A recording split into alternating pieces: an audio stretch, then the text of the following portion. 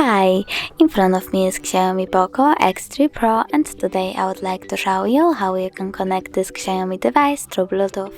Start by opening settings. Now go into Bluetooth and click on this switcher.